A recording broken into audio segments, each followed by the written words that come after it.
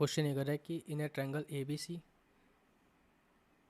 A D and A E are bisector of B A C and B A D respectively. B A E 30 degree दे रखा है और ए ई 9 centimetre, ए सी 15 दे रखा है। तो what is the area of A E C.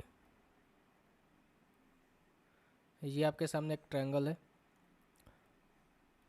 A B और सी।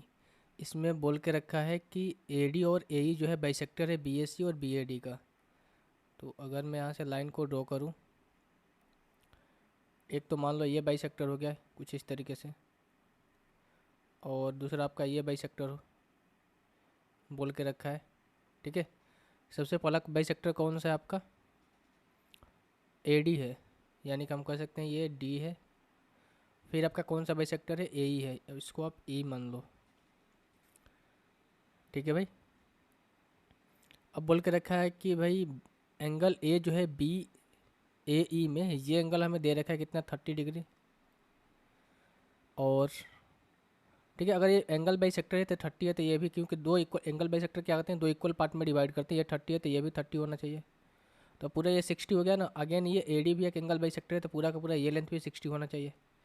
इतना तो बात आपको समझ में आ रही होगी। अब आप ध्यान से देखोगे, अगर आप ध्यान से देखोगे, इसी का लेंथ हमें 15 दे रखा है, इसी का लेंथ 15 ई और सी, यानी कि यहाँ से लेकर यहाँ तक की लेंथ हमें दे रखा है 15। अगर आप ध्यान से देखोगे, मैं कलर को दूसरा करता हूँ यहाँ से, तो जो मैं यहाँ से ड्रॉ कर रहा हूँ इसको देखो, ये और इसको आप देखो ध्यान से। इसको आप ध्यान से देखोगे तो आप पाओगे क्या कि जो ये 60 है, ये 30 है, तो पूरा का पूरा ये एंगल कितना हो गया, 90 हो गया। पूरा का पूरा क्या हो गया, 90 हो गया। 90 हो गया, इसका मतलब क्या है, राइट एंगल ट्रायंगल हो गया ना। अगर आपके सामने ये दे रखा है ए ई का लेंथ 9 सेंटीमीटर दे रखा है, ए ई यानी कि ये लेंथ 9 दे रखा है। ठीक है, ये आपका 15 दे रखा है, तो ये कितना हो जाएगा 12, क्योंकि 9 15 12 जो है ट्रिपलेट फॉर्म करता है।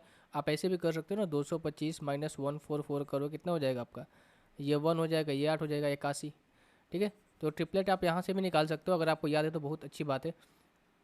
तो अब आपका निकल गया, यानी कि ए ई हो गया कितना 9 हो गया, ए सी कितना हो गया 12 हो गया, और ई और सी हो गया 15। हमसे पूछा क्या है, ट्रायंगल ए ई सी का क्षेत्रफल, ए ई सी का क्षेत्रफल, यानी कि इसका हमें क्षेत्रफल पूछा है। जो मैंने लाइन यहाँ से ड्रॉ कर रहा हूँ ना, इसका हमें क्षेत्रफल बताना है। तो ये आसान हो गया ना। कैसे, क्योंकि हम जानते हैं कि ट्रायंगल का एरिया होता है 1/2 इंटू बेस इंटू हाइट। इस केस में आप देखोगे 1/2 बेस कौन सा हो जाएगा, 9 हो जाएगा, और हाइट, या फिर 9 को हाइट मान लो, या फिर बेस मान लो, और हाइट कौन सी हो जाएगी, 12 हो जाएगी।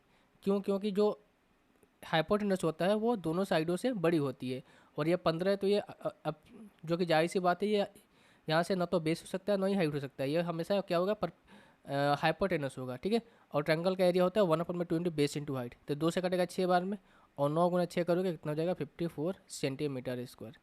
तो उसका एरिया कितना हो गया 54 centimetre square, option number B.